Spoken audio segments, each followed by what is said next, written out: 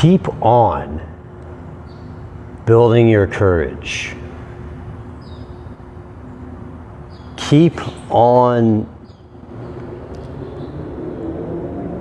having faith. Keep on knowing that the best is yet to come. On. Take out the from. And keep on learning from mistakes. Keep on learning from bad feelings.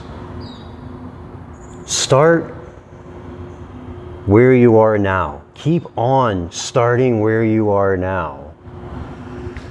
And build your courage through simple daily disciplines. Keep on keeping on. And keep building yourself up from where you are now. It's time to rise.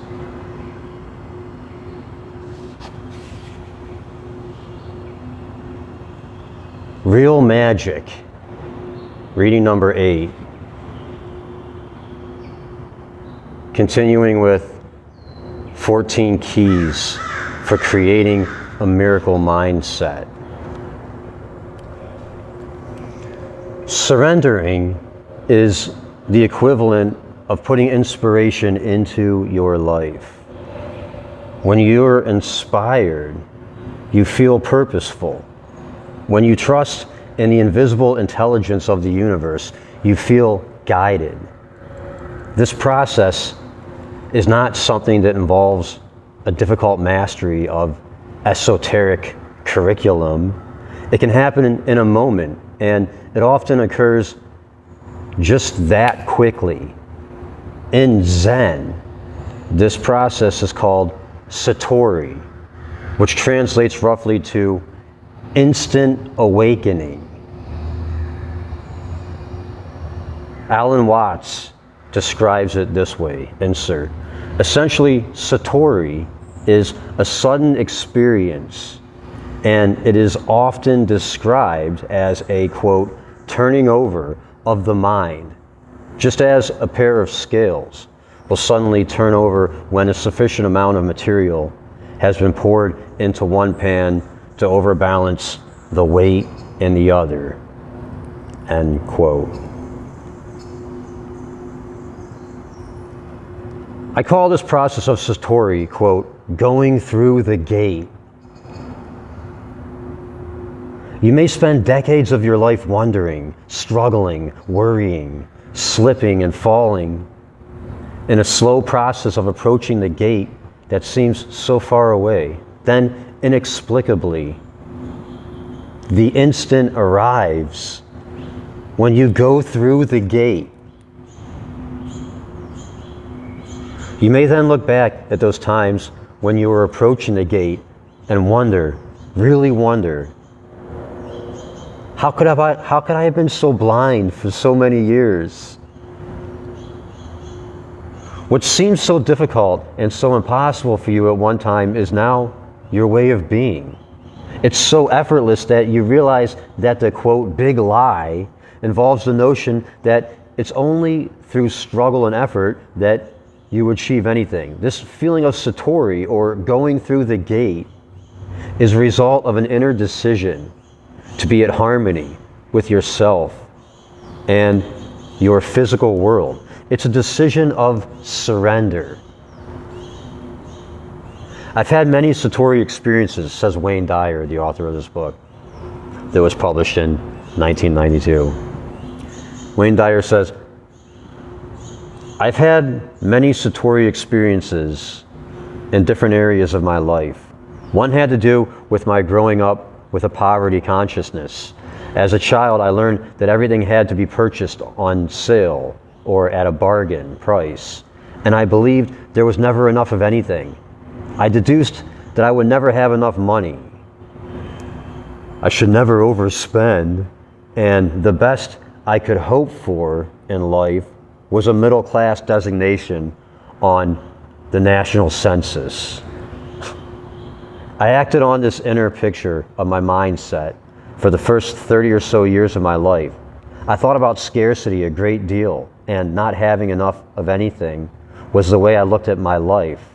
I was extremely cautious about any money that was spent and monitored expenditures very carefully. In short, while not starving, I was a victim of a scarcity consciousness, and inner invisible beliefs ruled my actions and pretty much dictated what my world was like. Then I went through the gate in this area. Boom! Satori. It happened in a meditation when I heard, quote, "You are it all already." 5 simple words that kicked me in the rear end and gave me a whole new perspective on wealth. At that time, I was waging an inner battle about whether I should leave my safe teaching position with a guaranteed income or go to work for myself and italicize, know that it would work out. When the words, quote, "You are it all already," came to me, I knew in that instant while meditating that I didn't, italicize, need anymore. I already was what I needed. I could stop chasing, stop struggling, and know that I was here. I had arrived. I had to get on purpose and stop worrying about what I didn't have. I surrendered right then and there. I had a new knowing.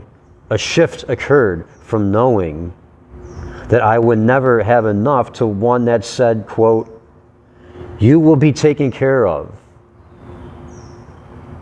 You don't need to spend your life energy on worrying about it anymore." And I haven't. The result is I have been taken care of in ways that are too spectacular to even describe. I have become a much more focused person. I have given away more than I could have imagined having. It was the act of surrender that took place in a moment of awakening. That is Satori.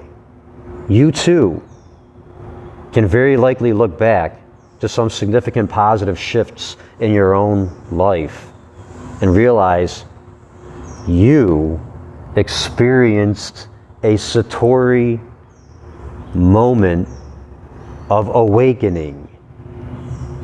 A woman who lost 160 pounds in a 5-month period told me that she could recall the instant in which she looked in the mirror and an overwhelming thought infused her. Now is the time. I will help you. You don't have to poison yourself any longer with overeating. A certain client told me how he changed from one occupation to another.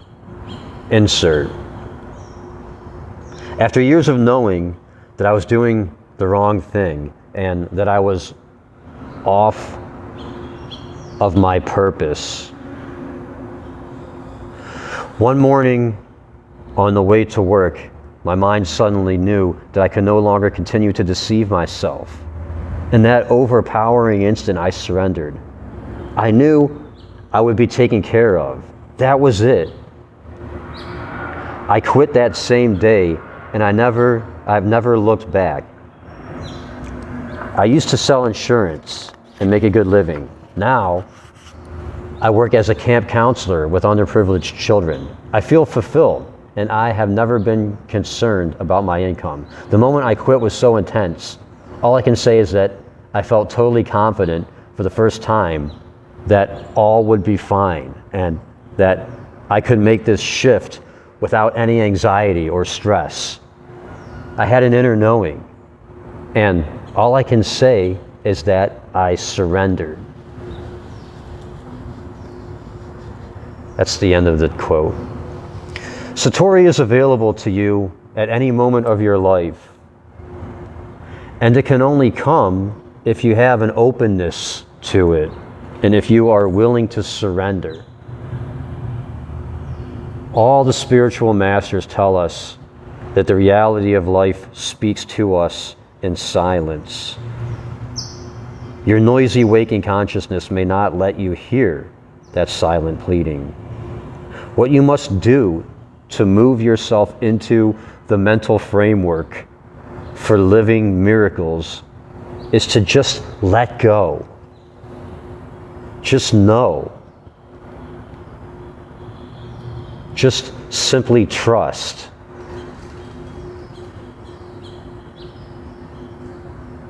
Become still and then listen to your own mind.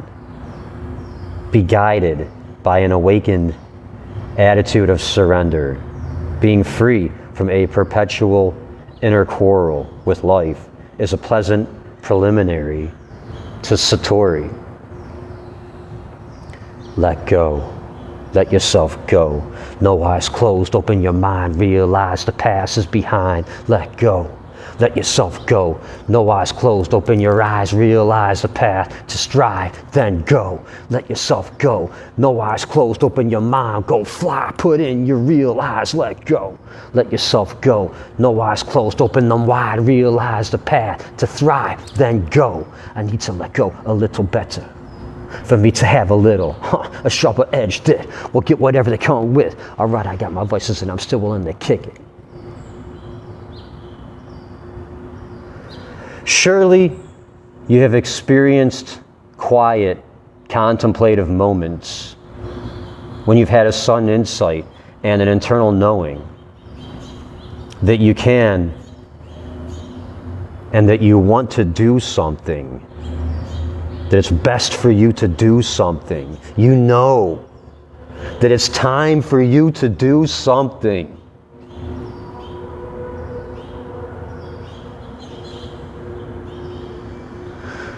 You can attract such moments to you through the practice of surrender. Surrender to the knowing that you are powerful and capable of being purposeful in your life. The rest will happen as you, quote, see the light or experience the glorious feeling of Satori.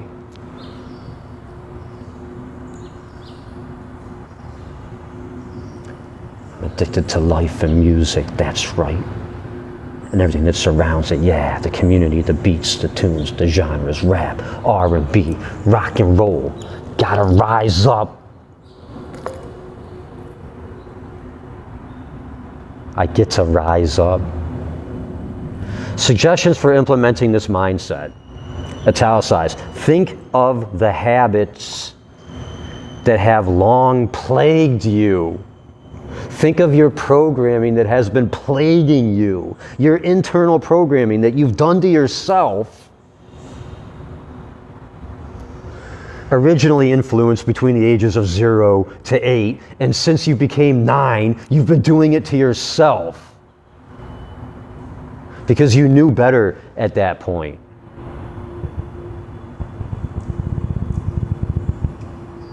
You realize that you start to realize that you're your own person at around 9 years old, and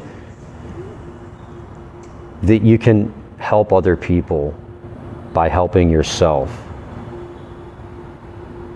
If you allow that to happen to you.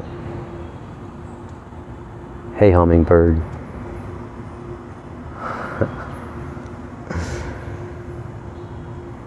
Time to think of the habits that have long plagued you. Aristotle said, one of my favorite quotes. We are what we repeatedly do. Greatness then is not an act, it's a habit. Think of the habits that have long plagued you. They can be addictions, laziness, short-temperedness, phobias, fatigue, relationship sabotaging, sabotaging yourself,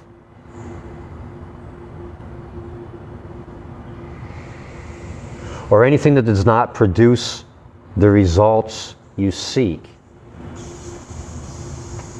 Determined to go through the gate and change unwanted habits one day at a time. Recall the wisdom of Satori. Surrender to this radical notion that's required for you to awaken to the awareness that all habits begin with thoughts. Surrender to a new consciousness. A thought that whispers, I can do this thing in this moment.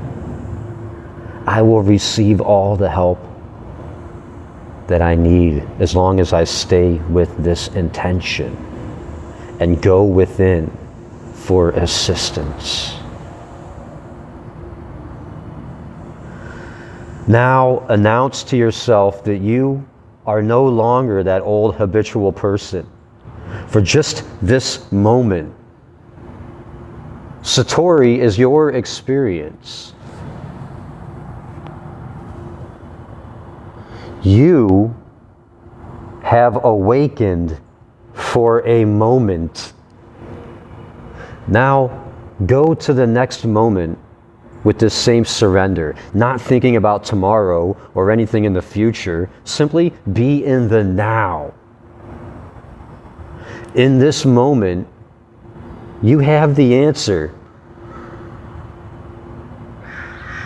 This is how you go about making those seemingly difficult changes, one step at a time, with an inner grace that allows you to surrender and stop fighting.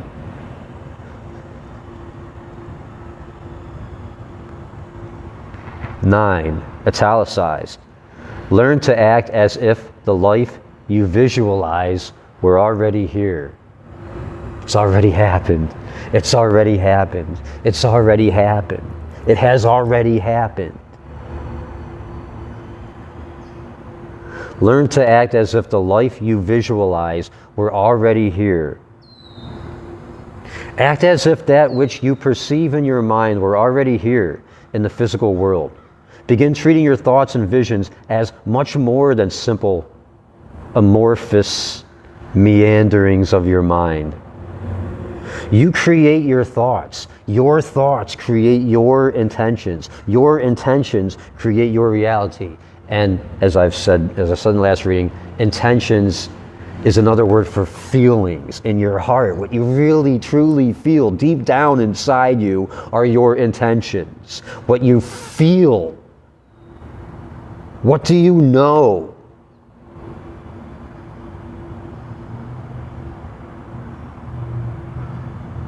Search within yourself quietly, calmly, and discover what you already know to be true about you.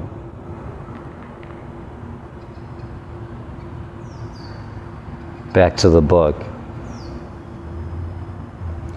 You create your thoughts. Your thoughts create your intentions. Your intentions create your reality. Consequently, you must begin the practice of ignoring your own doubt about the importance of your inner world and start the practice of acting as if the images you desire were already your reality. This may sound like self-deception, but it's the only way I know, says Wayne Dyer, for you to get past the limitations you believe you have. I remember, I'm just talking on the book here real quick, I remember hearing Wayne Dyer say somewhere, I now make more in an hour than I spent on my first house. I spent $153,000 on my first house.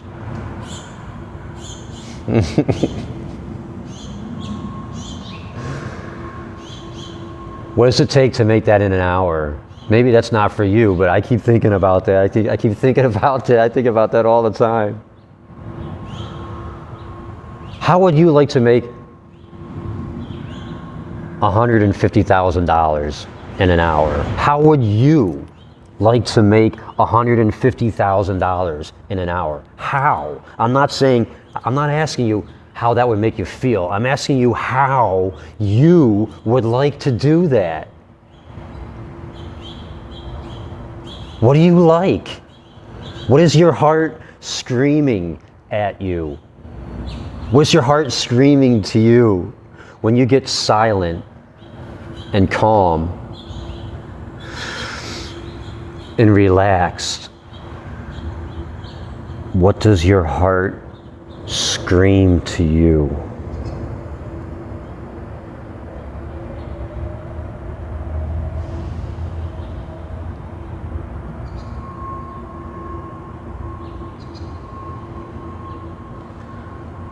Back to the book.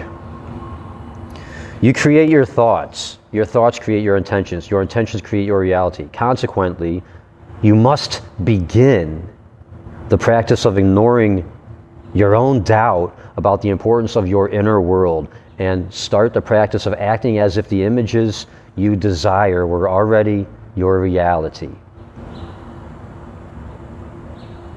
This may sound like self-deception, but it's the only way I know for you to get past the limitations you believe you have. If you want to be energetic and you act fatigued, you're sabotaging your own vision. If you want to be energetic and you act fatigued, you're sabotaging your own vision. Now I want to talk about this for a minute. I remember hearing Tony Robbins talking about how the best way to get energized and to change what you're thinking and feeling to much better things is to start with your physiology. Sit up, look up, smile, breathe deeply.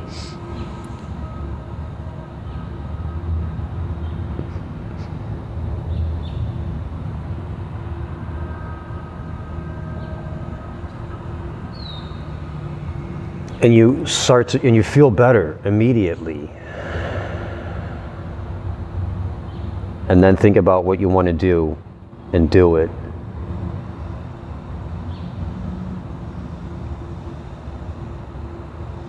Back to the book. If you want to be energetic and you act fatigued, you're sabotaging your own vision. Even if you look into the mirror and see wrinkles and other evidence for your fatigue, you must begin to act as if your vision of being energetic were already here. Don't let a tired person move into your body under any circumstances. Affirm that the energetic person you want to be, the vision you have in your mind, is already here, and put it into practice by pursuing some activity of your choice. It's no longer just a wish or a desire. That person has arrived. This may start out as a self-deception, but in one instant of acting as if your miracle were here, you have created it for yourself. If you think it's foolish to act abundantly when the evidence for scarcity is all around you, do it anyway.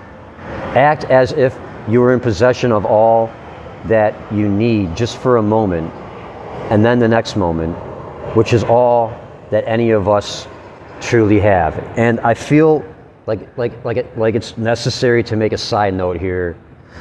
You don't want to make the habit of spending more than you have.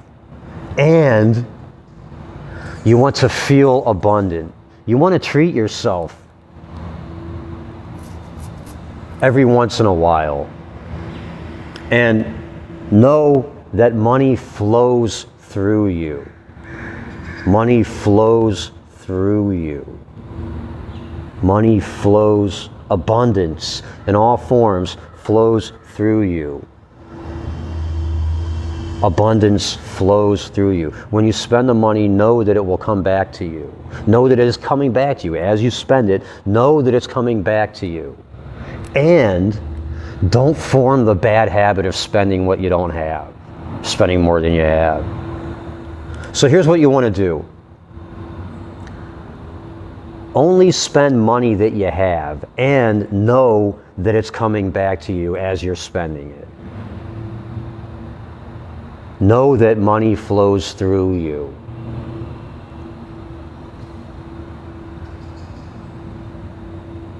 Do not have credit card debt unless it's on 0% interest for a time frame. And when the 0% interest is about to run out, make sure you pay it off.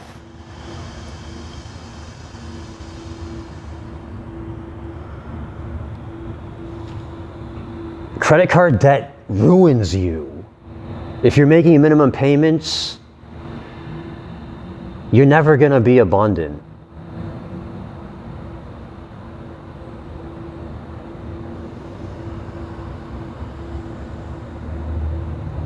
Back to the book.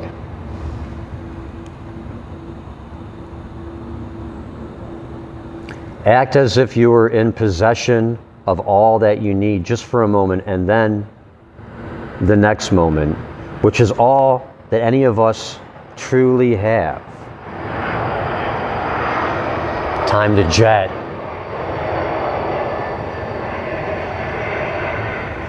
This same principle applies to how you can treat others and assist them in entering the realm of real magic. Treat them as if all that they wish they could be or have, you see them as being or having.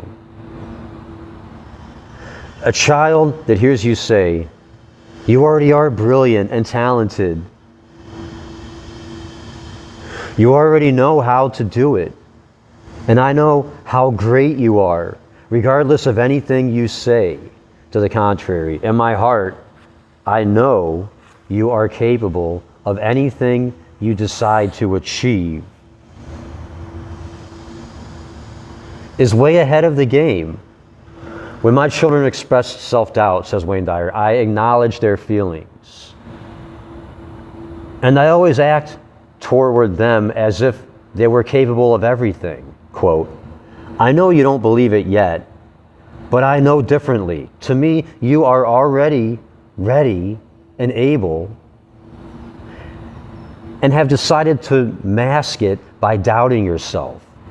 You might fool others, and you might even fool yourself once in a while. But you'll never fool me. I know better."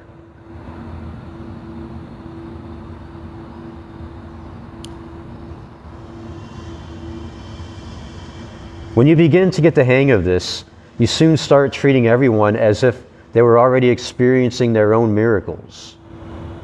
Your aging parents who want to complain are seen by you as able to overcome their self-imposed limits. You treat them as capable. The person who is sick is treated by you with actions of wellness. Quote, "You are too strong and healthy to even think sick thoughts. You are already healing yourself," end quote. Similarly, you take the same approach to your own health, treating yourself as a well person and not allowing your mind to sabotage your body with the expectation of illness and incapacitation. Although a broken leg is a broken leg, it's a liability in your life only if that is how you choose to see it. If you decide that you are not going to be immobilized by the break, that you are not going to think about how unfortunate you are, and that you will do all that you possibly could do if your leg were not broken, then that will be your reality. And on that, real quick, I want to say,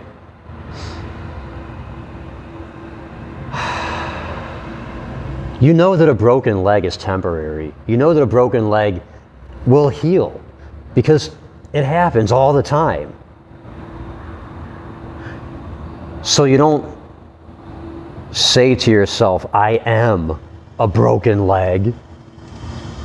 You say to yourself, I have a broken leg. And in the same way, you don't say to yourself, most people don't say to yourself, I currently have depression. Most people say, I'm depressed or I'm angry. Stop doing that. Say to yourself, acknowledge the depression, acknowledge the anger. I have depression, I have anger, and like a broken leg, know that it will heal. Know that it is healing. It is now healing. My depression is now healing. My anger is now healing. And then be who you want to be. Be what you feel like you want to be.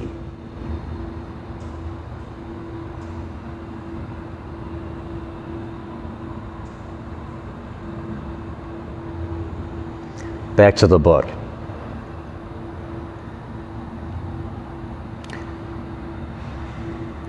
Wayne Dyer says, I have watched my wife, Marcy, through many pregnancies, acting each day as if there were absolutely no impediment to her doing all that she does, pregnant or not. She thinks thoughts of being active,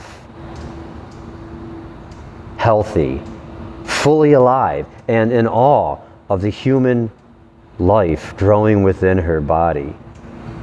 She then experiences this reality, and she has given birth to 7 children, all with the same approach to the miracle she is creating.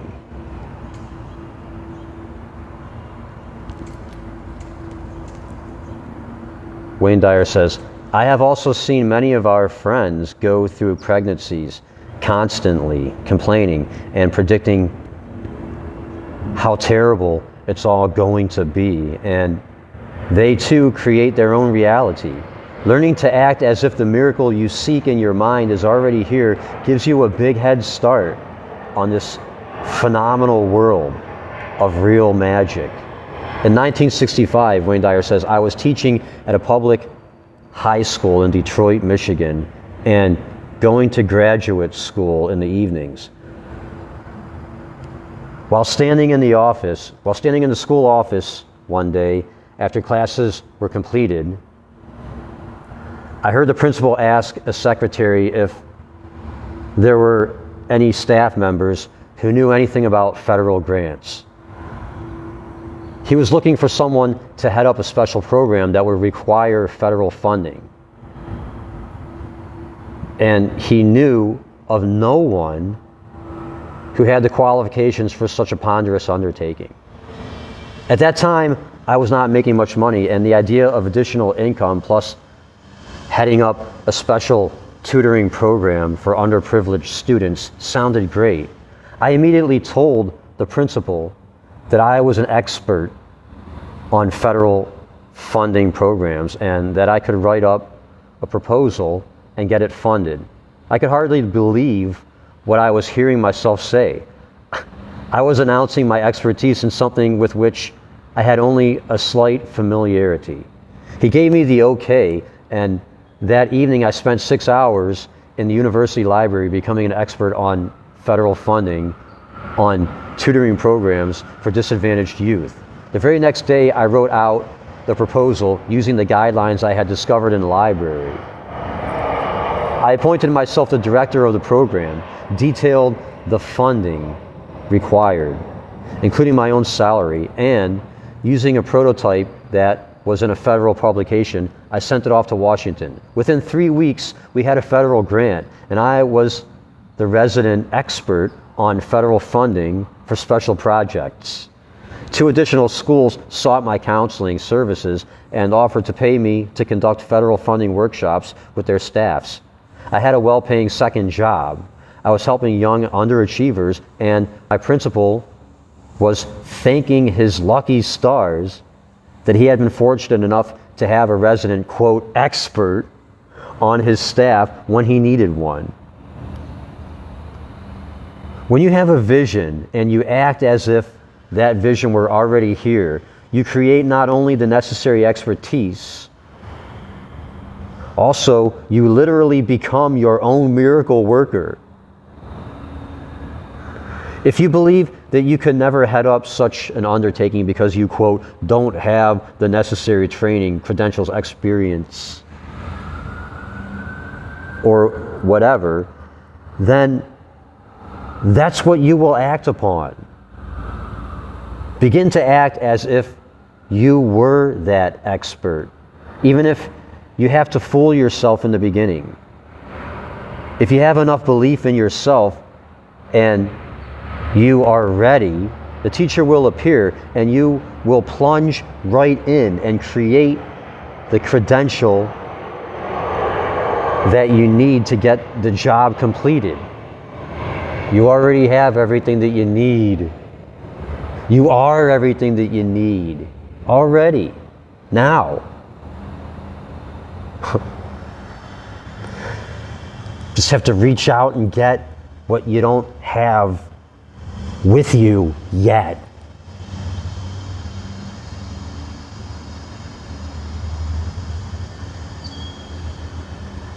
Back to the book.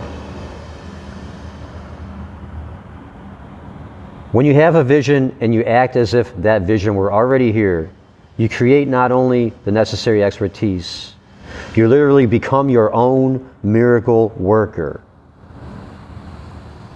If you have enough belief in yourself and you are ready, the teacher will appear. The teacher could be, I want to say this real quick, the teacher could be a book that just comes across you somehow. Doesn't have to be a person. The teacher could be a feeling that you have. The teacher could be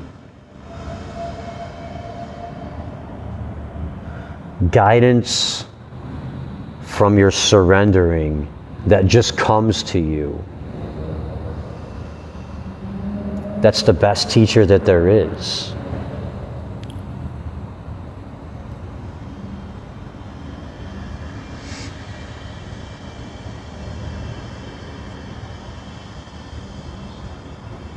Back to the book. This process begins with your mind. It allows you to see beyond the physical evidence and into another dimension, another dimension, another dimension, another dimension. A dimension where all things are possible and all learning is available. Another dimension, another dimension, another dimension, another dimension. When I announced my expertise to my principal, I wasn't deceiving him or myself. I saw beyond the physical to the invisible region where I know I can do anything that I make up my mind to do. In my mind, I was an expert. And all I had to do was convert my expertise from the realm of thought to the material world. As it turned out, and as it almost always turns out, an expert is someone who believes in their own expertise and isn't afraid to act on those beliefs.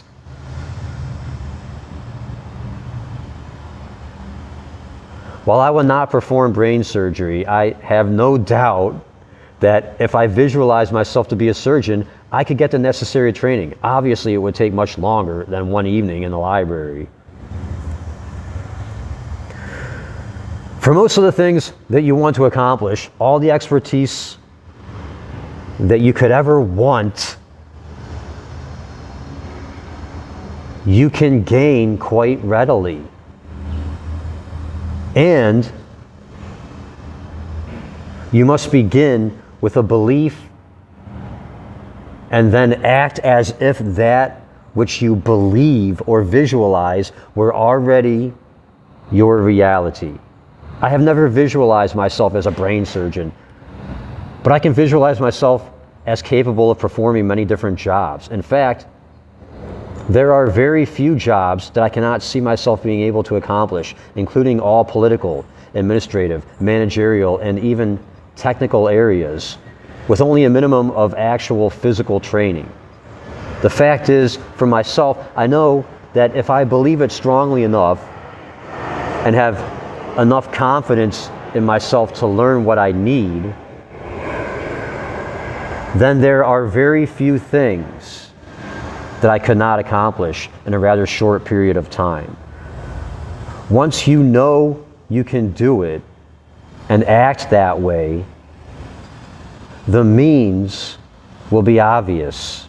Acting as if you were what you want to become, acting as if you are what you want to become and know you can become, is the way to remove self-doubt and enter your real magic kingdom. Suggestion for implementing this mindset. Italicize. If you want to achieve something that has always eluded you, for this day, act as if it were already here. And then the next day, do the same thing. And then one more day, do the same thing. Just for one day at a time, do the same thing. Keep doing the same. Keep acting as if you already have it, one day at a time.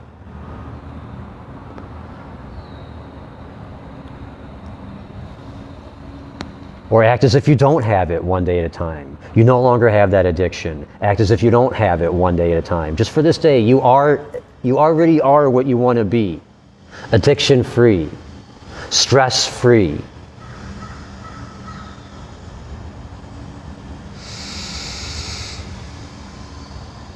And everything else you want to be.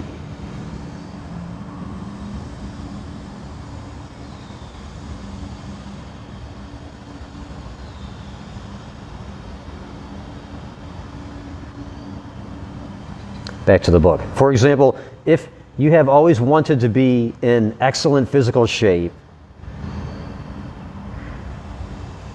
and haven't achieved it yet, act as if today you are a perfect physical specimen. Ask yourself, what would I do if I were in perfect condition? Then be that person today. Walk instead of driving to the store. Swim 50 laps. Eat properly. Exercise. Read a book on nutrition. In other words, live in the physical world as if that which you want in your mind were already here. We're here already. Live in the physical world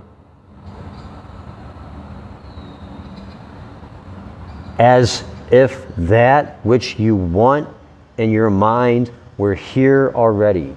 This is an avenue of miracle making. If you want to be confident and don't normally act that way, today, just this once, act in the physical world the way that you believe a confident person would. I'm going to add a little trick to this. There's lots of nerves and stuff that I could get into. I'm not going to do that right now. Very much along your spinal cord and your tongue and stuff like that that connect to these other dimensions. And one great thing that I've discovered you can do to become what you want to be is whenever your lungs expand, when you take a deep breath, hold it in Take in more air when you can. Close your eyes, if you like, and gently touch your tongue to the roof of your mouth. And think about whatever you want to be. Think about one thing. Every time you do this, think about one thing that you want to be while you're gently touching your tongue to the roof of your mouth.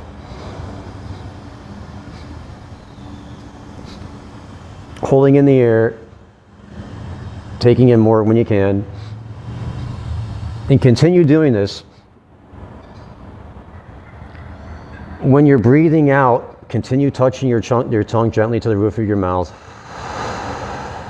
Feel like you're breathing out everything that's holding you back from being what you want to be, and you are becoming that person now.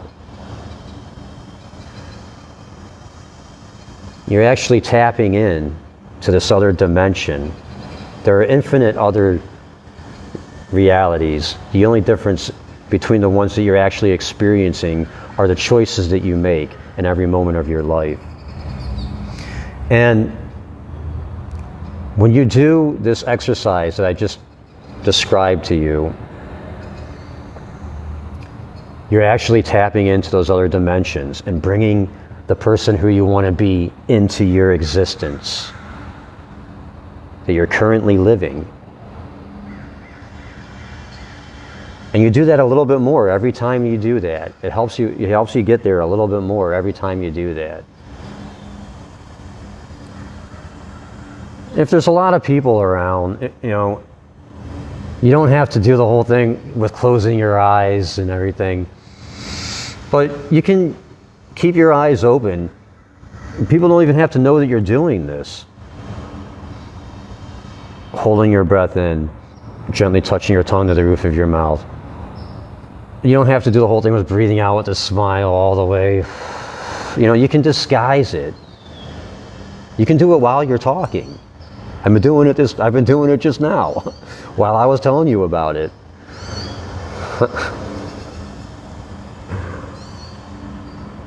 Okay, back to the book. 10, italicized. Live according to your spiritual self first and your physical self second. Live according to your spiritual self first and your physical self second. In developing your mindset for real magic, what you want to do is begin the process of living primarily according to your spiritual self. This is an alignment that I presented in depth in chapter 2. Within the grand scope of your higher consciousness is your ability to create miracles for yourself and your world. Those miracles will occur only if the choices you are making are in concert with your spiritual self. This means making daily choices that are based upon the qualities of the spiritual dozen. See summary on pages 46 and 47. Okay.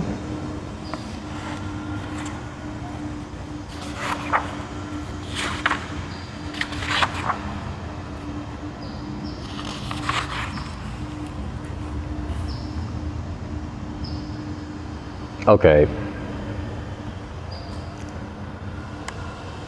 The first thing I'm seeing it now. I'm referring back to pages 46, 47. And the first thing I'm going to read is non-spiritual being. And then I'm going to read spiritual being. Then I'm going to pause for like 3 seconds and go to the next one.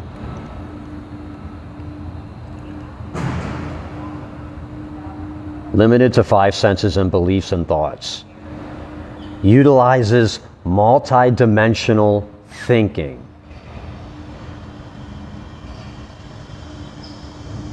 Believes we are always alone. Believes loving guidance is available. Believes we are always alone. Believes loving guidance is available. focuses on demanding external power, focuses on authentic personal empowerment.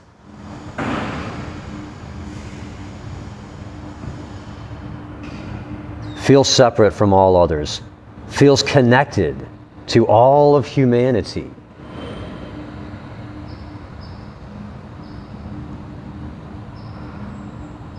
Believes excessively in cause and effect, knows a dimension beyond cause and effect. Knows a dimension beyond cause and effect. Motivated by achievement, performance, and acquisitions. Motivated by ethics, serenity, and quality of life.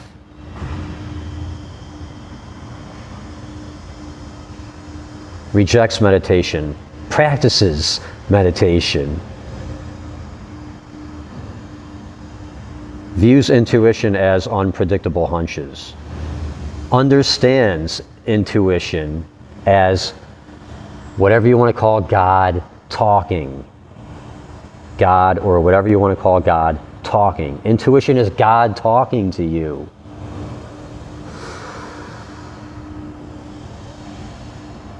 Hates evil and fights against it. Focuses on what they're against.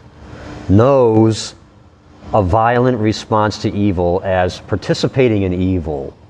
Focuses on what you are for.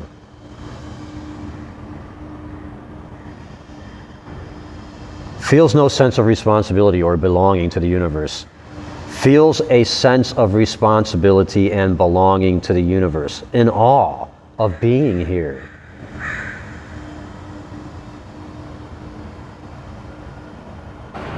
Holds grudges and seeks revenge for perceived wrongdoing.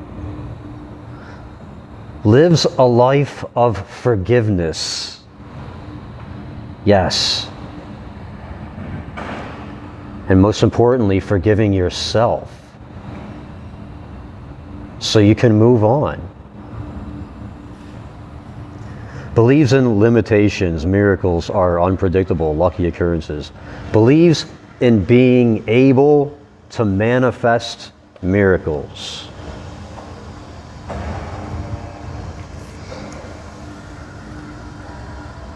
The entry point for the world of miracle making is the ability to, italicized, make choices based exclusively on the part of you that is spiritual and knows how to guide you in the physical world. Make choices based exclusively on the part of you that is spiritual and knows how to guide you in the physical world. For instance, deceiving another person is clearly not in alignment with your spiritual self. However, for some reason, you may have chosen to make your deception personally valid. This is an example of alignment with your physical self first. Your soul, or your invisible self, is aligned with love, harmony, giving, truth, sharing, peace, and forgiveness. Love, harmony, giving, truth, sharing, peace, and forgiveness. Any choices you make that are inconsistent or in opposition to those qualities shield you from access to real magic. Within your mind, you can begin to realign yourself and practice new choices that will lead you away from being a splintered person and into the experience of wholeness and oneness with yourself and the world. You will experience authentic power for miracle making when you are aligned with your spiritual side first and your physical side second. If you are deceiving others and know it's inconsistent with your spiritual self or your life purpose, then in your own mind, for this one day, start to choose an authentic, truthful way to relate to the people you are deceiving. This does not require a noble statement or confession. It just gives you an opportunity to get realigned. Realign. Realign. Once you begin to experience non-deception, it will become habitual, just as deception did. The benefit to you will be that you will be able to create miracles, which eluded you while you practice deception. You cannot escape from your soul.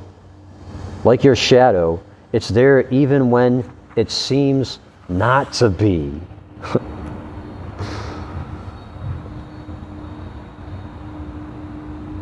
When you are aligned primarily with your physical self and are seemingly benefiting from some sort of lie, your invisible self is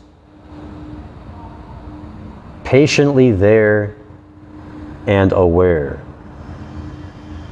Your invisible self, your soul, will simply not permit the physical you to go beyond limitations inherent in being a self-deceptive person. This realignment to the spiritual part of you first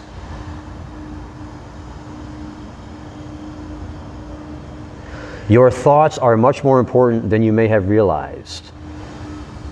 Love is a virtue of the soul.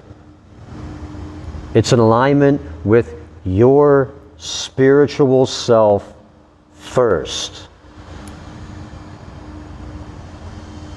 Love is an alignment with your spiritual self first. When you are so aligned, you act on that principle of love.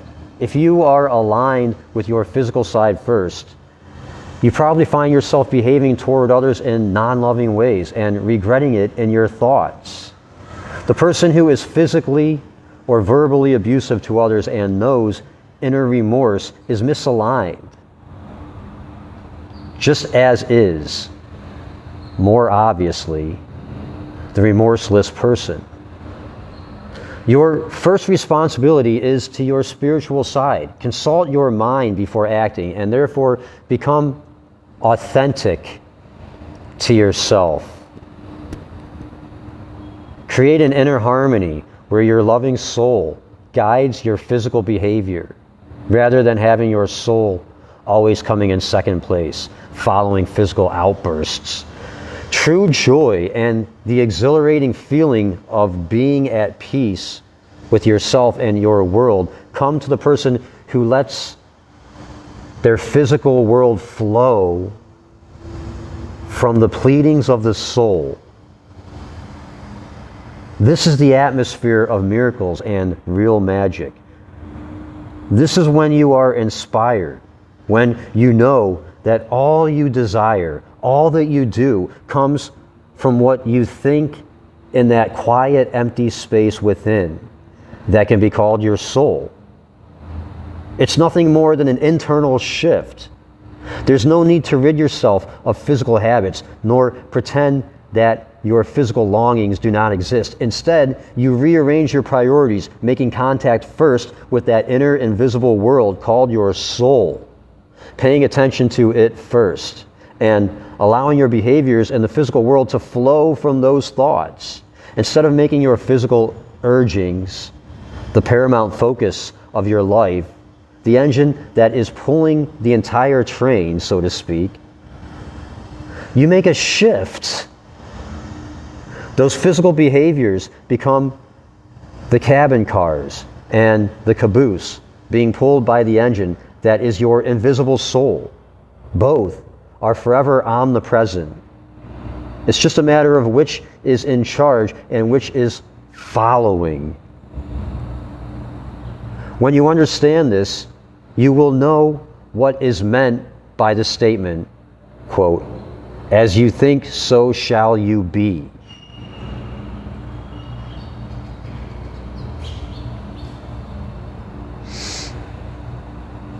And you will realize how dramatically different that is than "as you be, so shall you think." Paramahansa Yogananda described this realignment in these poignantly beautiful words in italicized and capitalized metaphysical meditations. So I guess that's a book by Paramahansa Yogananda, Metaphysical Meditations, added to the list. I recommend that you reread them often. Insert. The joyous rays of the soul may be perceived if you interiorize your attention. These perceptions may be had by training your mind to enjoy the beautiful scenery of thoughts in the invisible, intangible kingdom within you. Do not search for happiness only in beautiful clothes, clean houses, delicious dinners, soft cushions, and luxuries. These will imprison your happiness behind the bars of externality, of outwardness. Rather, in the airplane of your visualization, glide over the limitless empire of thoughts.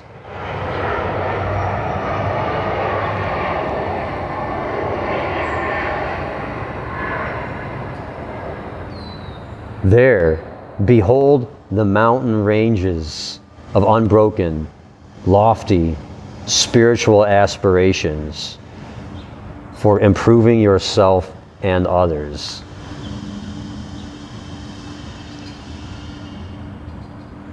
When you behold these spiritual aspirations, not only will you improve yourself, that's the end of the insert, okay?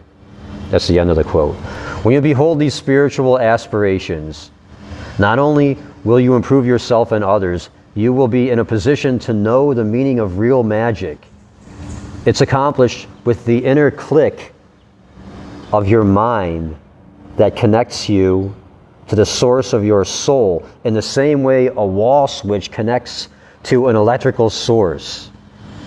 The right way to guide your physical life becomes clearly illuminated rather than your physical life determining how you are feeling and thinking. Your soul, that inner quiet empty space, is yours to consult. It will always guide you in your right direction. It will provide all the tools that you could ever want to produce magical results in your life. And only if you let it take priority and truly guide your material life. The choice is yours to make.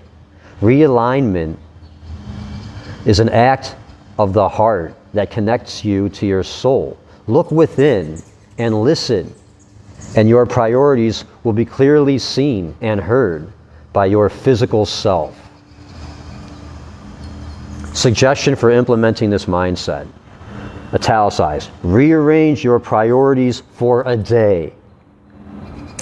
Rearrange your priorities for a day. Make your mental images the most important part of your life and live according to them for this day. See yourself having a pleasant, loving evening with your spouse or loved one. Get the picture in your mind and see it working out exactly in the way that would be most pleasant for both of you. Don't let this picture go. This is in alignment with your spiritual self first. It's all still an invisible thought. Now, act that thought out exactly in the manner you first created in your mind. This is how you shift your alignment to consider first your spiritual side and then allow your physical world to flow from that new alignment. You can do this with a business encounter, a vacation, or anything that occupies your daily life. First, align yourself with the loving presence that is there with you in your mind. Get the picture firmly and intend that you are going to act on that picture. Spiritual beings do not allow their thoughts and feelings to flow from their actions. They understand that they understand that their thoughts create their physical world. Spiritual beings do not allow their thoughts and feelings to flow from their actions. They understand that their thoughts create their physical world. Your consciousness is primary. Your thoughts create your physical world. Everything begins with a thought, including emotions. Everything begins with a thought. Spiritual beings do not allow their thoughts and feelings to flow from their actions. They understand that their thoughts create their physical world. By aligning yourself here first and keeping that priority uppermost in your mind, you will soon see how easy it is to keep that alignment operating throughout your daily life. 11, study the paradox. Quote, "You can never get enough of what you don't want," is where I'll begin the next reading on page 88.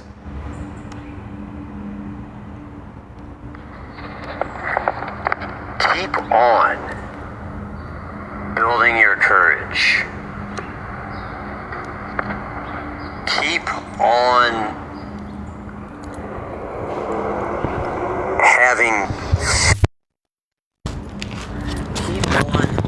knowing that the best is yet to come.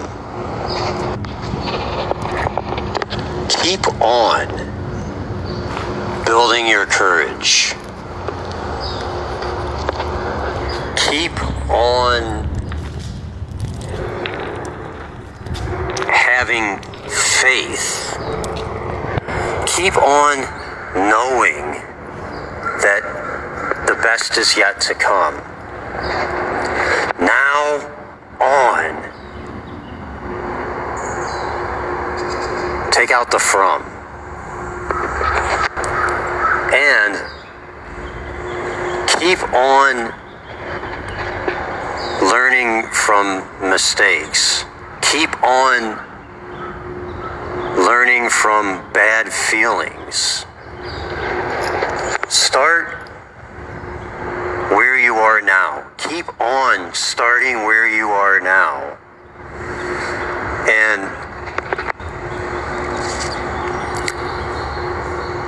build your courage through simple daily disciplines. Keep on keeping on. And keep building yourself up from where you are now. It's time to rise.